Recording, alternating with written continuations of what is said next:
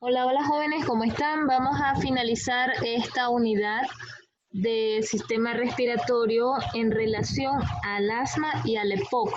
En la próxima semana ya finalizamos con los fármacos mucolíticos, expectorantes y antitusivos. Para que ya ustedes sepan la última calendarización que vamos a estudiar. Entonces, antes de hablar de los medicamentos, voy a hablar brevemente del EPOC para que ustedes conozcan esta entidad, conozcan esta enfermedad y sepan y comprendan por qué nosotros utilizamos esos medicamentos para esta enfermedad. Nosotros hablamos de EPOC para sintetizar qué significa enfermedad pulmonar obstructiva crónica, también conocida como la enfermedad del fumador.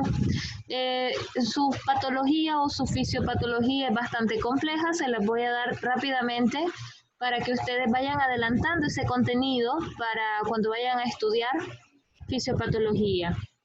Entonces, este es un proceso respiratorio, ¿verdad? Que se caracteriza por dos cosas. Es cierto que produce grados de asfixia, claro que sí, pero la produce porque tiene una doble combinación de enfermedad. El EPOC cursa con enfisema pulmonar, que prácticamente es la destrucción de los alvéolos pulmonares, y cursa con bronquitis crónica, que es la inflamación del tejido bronquial o del árbol bronquial. Entonces, nos damos cuenta que esta enfermedad es grave, es severa y que perfectamente puede comprometer la vida de las personas rápidamente. Es más común en los hombres en relación a las mujeres, pero actualmente, según el mismo comportamiento que las mujeres tienen con el hecho de fumar, pueden perfectamente sumarse a elevar la tasa de incidencia de esta enfermedad en el sexo femenino. Entonces, una de las causas más comunes, por eso se las puse ahí en primer lugar, el fumado. El cocinar con la leña es otra de las causas, sobre todo más frecuente en las mujeres, ¿verdad? Las señoras de antes que tienen comiderías o se han dedicado su vida a cocinar con leña, prácticamente pues van a tener más adelante este tipo de problemas. Otra causa es la ocupación, como en el caso de las personas que trabajan en las minas, en el caso de las personas que trabajan en algodoneras, que pueden generar mayor contaminación ambiental y que esa pelusa, ese algodón, simplemente pues nos va a causar daño pulmonar, específicamente más en la persona que está directamente cortándola y trabajándola. De igual forma, la gente que trabaja en las textileras también pueden tener más adelante este proceso, pero la causa más común y la más dañina se llama cigarro y el humo de las industrias, igualmente el humo de la leña. Entonces, ¿qué es lo que causa realmente ese humo cuando se aspira? Simplemente llega a tejido pulmonar y lo que hace es una destrucción de los alvéolos. Recuerden ustedes que los alvéolos son aquellos saquitos que hacen el intercambio entre el dióxido de carbono y el oxígeno. Entonces, si nosotros destruimos las paredes de los alvéolos, empezamos a hacer respuesta inflamatoria. Esta respuesta inflamatoria empieza a secretar más cantidad de moco en los bronquios. Entonces, si nosotros secretamos mayor cantidad de moco en los bronquios, eso se conoce como aumento del tamaño de las glándulas submucosas. Si estas aumentan su tamaño, no es lo mismo producir cantidad de moco pequeño en un sitio que éstas crezcan y produzcan todas al mismo tiempo más cantidad de moco de lo normal.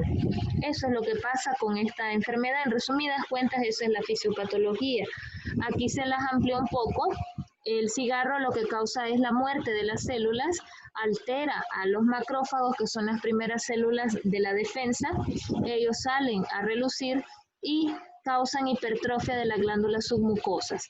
Si causa hipertrofia significa que aumenta el tamaño de estas glándulas, por lo tanto generan más moco y al generar más moco, si los bronquios ya están inflamados por la bronquitis, al encontrarse llenos de moco, se disminuye la cantidad del espacio del aire. Entonces, al disminuirse la cantidad del espacio del aire, se conoce como broncoconstricción, es decir, que se estrechan, que también tienen esa hiperreactividad bronquial para hacer la broncoconstricción.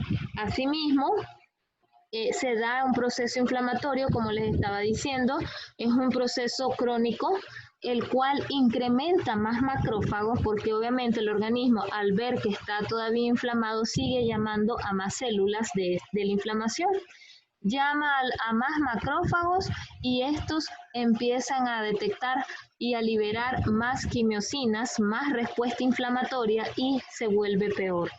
Es decir, el paciente ya tiene una respuesta inflamatoria y llamando a los macrófagos desempeña o produce que se hagan más respuestas de inflamación. Por lo tanto, el paciente va a tener cambios estructurales directamente en el árbol bronquial. Estos cambios estructurales, en el caso del EPOC, son irreversibles. ¿Qué significa que sean irreversibles? Que no los podemos recuperar, que no podemos hacer mucho por estos pacientes, a diferencia del asma.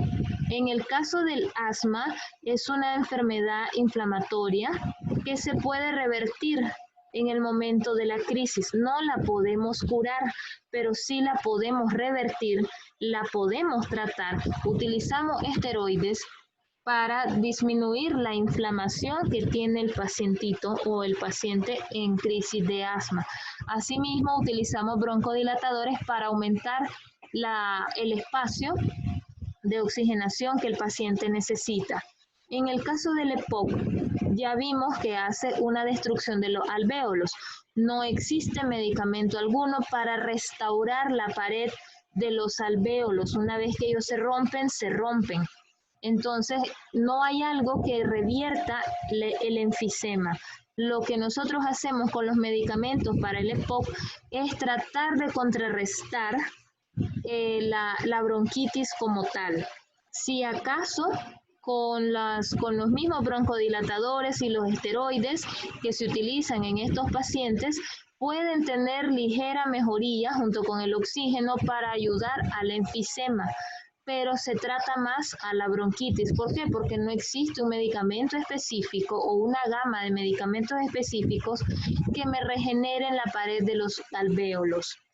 Entonces, hacemos algo también, una vez que ocurren estos cambios, aumenta el factor de crecimiento, del crecimiento tumoral, que prácticamente es otro de los que participan en la respuesta inflamatoria y se favorece la fibrosis.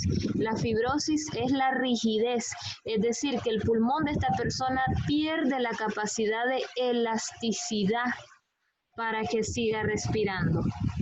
Otra de las cosas importantes, aparte de que hace fibrosis, vamos viendo de que va empeorando la condición. Aparte de que hace fibrosis, las glándulas submucosas, tanto las proximales como las distales, hacen mayor secreción de moco y también se ponen fibróticas o duras o que pierden la capacidad de elasticidad. En esta imagen les dejo más que todo para que ustedes vean que son dos enfermedades en el EPOC las que nosotros estamos tratando en ese paciente. Se trata la bronquitis, que esta pues cursa con excesiva inflamación y exceso de moco, y se trata el enfisema a lo más que se pueda con el oxígeno, porque ahí tienen los alvéolos sanos y tienen el alvéolo, como se observa en el caso de los pacientes pues que ya tienen esta condición, ya se ve prácticamente destruido todo, no hay límites ahí. ¿Y qué es lo que pasa? El aire entra, pero le cuesta salir y entonces el paciente lo que hace con el enfisema es hiperinsuflarse. ¿Qué significa que se hiperinsufle? Que ingresa oxígeno, pero no lo puede sacar. Entonces ahí viene otro problema. Aquí tienen ustedes la evolución de los pulmones sanos, el paciente que empieza a fumar, cómo se va deteriorando sus alvéolos, hasta que logra hacer la evolución completa de la destrucción de estos mismos, y macroscópicamente podemos observar los pulmones de tono grisáceo oscuro o negros. Depende de la cantidad de tiempo que el paciente ha fumado. Una vez que nosotros hacemos la fibrosis, que es la rigidez, imagínense que pierden la capacidad de ingresar el aire, como nosotros a veces cuando hacemos respiraciones profundas, y la capacidad de sacar el aire. Entonces son dos tipos de daños los que estos pacientes experimentan. experimentan daño a nivel de los pulmones, experimentan daño a nivel de los alvéolos, experimentan daño en la respuesta inflamatoria que es excesiva y crónica, experimentan daño directamente en el tejido de elasticidad, en el colágeno, entonces el paciente se vuelve fibrótico totalmente. Esta fibrosis hace pérdida o más destrucción de los alvéolos, hay mayor cantidad de moco o exudados bronquiales y esto progresivamente va avanzando y genera la hiperinsuflación, lo que les estaba diciendo, que el paciente se queda con la cantidad de aire en su organismo y no tiene la capacidad de desecharlo. Entonces disminuye la capacidad respiratoria, por eso ustedes lo van a ver en la calle, estos pacientes con un tanquecito de oxígeno. Esto va a conllevar, si disminuye la oxigenación en los pulmones, significa que no llega suficiente oxígeno a la sangre. Si no llega suficiente oxígeno a la sangre, no llega al corazón. Si no llega al corazón, la cantidad de sangre oxigenada no va a ser emanada o enviada a todo nuestro organismo. Por lo tanto, nuestros órganos van a sufrir. ¿Qué órganos sufren primeramente? Pulmones, corazón, cerebro, hígado, riñones y el resto del organismo. Esos son los más básicos. Entonces, para que ustedes vean, la hipoxemia es la que prácticamente va a ser la causa de la muerte. Progresivamente desarrollan hipertensión pulmonar, eso significa HT, ocurre vasoconstricción pulmonar sostenida, puede haber acentuación de la hipertrofia muscular, específicamente del tejido pulmonar, y puede haber pérdida de tejido o capilares pulmonares. Entonces se empeora aún más la condición de este paciente. ¿Cuál es el cuadro clínico? Muy parecido al del asma. Pueden tener tos, sibilancia, expectoraciones, que es la flema, flemosa la que tienen estos pacientes. Pueden tener dificultad para respirar o llamado disnea y la opresión torácica, que puede confundirse con un infarto. La opresión torácica se presenta más que todo por la disminución de la cantidad de oxígeno, producto de la broncoconstricción sostenida que hacen estos pacientes. Dentro de los fármacos son los mismos que vimos en asma, solamente voy a complementar donde habíamos quedado anteriormente, que eran los esteroides. Los broncodilatadores ya los vimos, se usan en asma y también en esta. Se utilizan broncodilatadores combinados con corticosteroides, eso ya pues lo dejamos a decisión del médico que está valorando al paciente, ya sea el pediatra, el neumólogo, en el caso del asma, o el neumólogo o internista o el médico, en el caso de los adultos. Utilizamos también otro grupo que son los antileucotrienos, que vamos a revisarlos ahí a continuación. Entonces solamente les puse esta lámina, esta ustedes ya la tienen, que es la de los esteroides. Ya ustedes saben que estos medicamentos no me causan relajación muscular, lo que causan es antiinflamación, me ayudan a contrarrestar la respuesta inflamatoria severa que hace el EPOC, que hace el asma. Entonces para eso utilizamos los esteroides. Vamos a continuar, ¿verdad?, con esta parte. Tenemos la beclometasona, la farmacocinética no varía, es un medicamento pues, de uso inhalado, y observamos dentro de las reacciones irritación de la mucosa nasal, ronquera y epistaxis. ¿Por qué se pueden producir estas? Recuerden el sitio y la manera en cómo la estamos utilizando. Inclusive la epistaxis, que son los sangrados nasales, se produce porque obviamente son medicamentos, a la hora que lo sprayamos, estos salen partículas, pero que se pueden humedecer en la nariz y pueden generar humedad que puede ser irritativa en la mucosa. Entonces nos puede generar ese tipo de alteraciones. Tienen el Avamis, que es la misma fluticasona, su farmacocinética no tiene variación alguna, y dentro de las reacciones las mismas: ardor nasal, epistaxis, faringitis, sequedad nasal y dolores de cabeza, por la manera en cómo se utilizan estos fármacos, que pueden ser de inhalación orofaringia o de inhalación nasal. Depende, ¿verdad? Por eso les puse abajo la otra que se ingresa a través de la boca, para que ustedes las conozcan también. Y tenemos el budesonide. El budesonide no varía su farmacocinética, su reacción adversa tampoco, ¿verdad? Se comparten, es por la manera en cómo se utilizan estos fármacos. Si acaso podemos deglutir un poco de estos medicamentos, pueden causar dolor de estómago, nos pueden causar mal gusto, sequedad de la boca, laringitis, inclusive en el paciente alérgico puede desencadenar rash o alergias en la piel. La mometasona es bastante utilizada también en nuestro medio, no tiene variación alguna en la farmacocinética en relación a este mismo grupo. Las reacciones podemos tener hormigueo de la lengua, puede existir el picor o el prurito y la hipersensibilidad a este compuesto. Entonces ahí tienen ustedes, estos son las reacciones pues más comunes o las más esperadas en los tratamientos con esteroides. Y vamos con los antileucotrienos, como su nombre pues lo dice, antileucotrienos son antagonistas de los leucotrienos. ¿Qué significa eso? Que estoy bloqueando de manera directa a este tipo de células, que estas células están implicadas directamente en las respuestas alérgicas. Así que ahí tienen ustedes a lo que es las sarfiluscas, tienen a monteluscas y tienen a sileutón. Las dos primeras son las más utilizadas en nuestro medio. ¿Cómo actúan estos medicamentos? Son antagonistas de los receptores de los leucotrienos. Específicamente te ayudan a bloquear los linfocitos. ¿Qué tipo de linfocitos? Todos los linfocitos T, tanto los C, los D y los E4, que son los responsables de las respuestas alérgicas y obviamente de la contracción de los bronquios.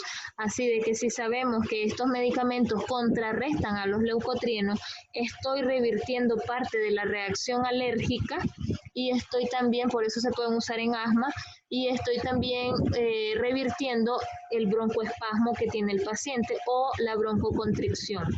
Entonces, funcionan para ese tipo de enfermedades.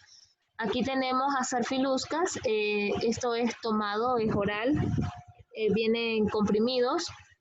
Su farmacocinética no tiene variación alguna, ahí tienen los miligramajes de 20 y de 10.